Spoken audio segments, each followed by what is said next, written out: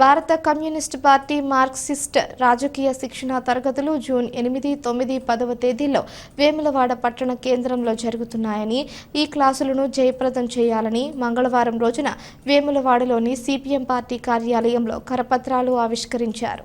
ఈ సందర్భంగా సిపిఎం జిల్లా కమిటీ సభ్యులు యగమంటి ఎల్లారెడ్డి మాట్లాడుతూ, ఈ జిల్లాలో ప్రజలు, రైతులు, కార్మికులు ఎదుర్కొంటున్న సమస్యలపై సిపిఎం పార్టీ ఎల్లప్పుడూ ముందుండి పోరాడుతుందని, కేంద్ర రాష్ట్ర ప్రభుత్వాలు అనుసరిస్తున్న ప్రజా వ్యతిరేక విధానాలపై పోరాడుతూ పేద ప్రజల సంక్షేమానికి పాటుపడుతున్న సిపిఎం పార్టీ నిర్వహించే రాజకీయ శిక్షణ తరగతులకు జిల్లాలోని ఎంపిక చేయబడిన కార్యకర్తలు హాజరవుతారని అన్నారు.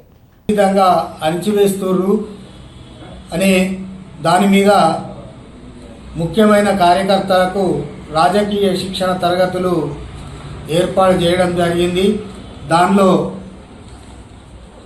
రైతుల సమస్యలు, ఒక సంవత్సరం పాటు పోరాటం చేసి రైతు చట్టాన్ని వెనక్కి ఏ విధంగా మోడీ ప్రభుత్వం తీసుకుందో రాజకీయ శిక్షణలో అది కూడా చెప్పడం అనేది జరుగుతుంది.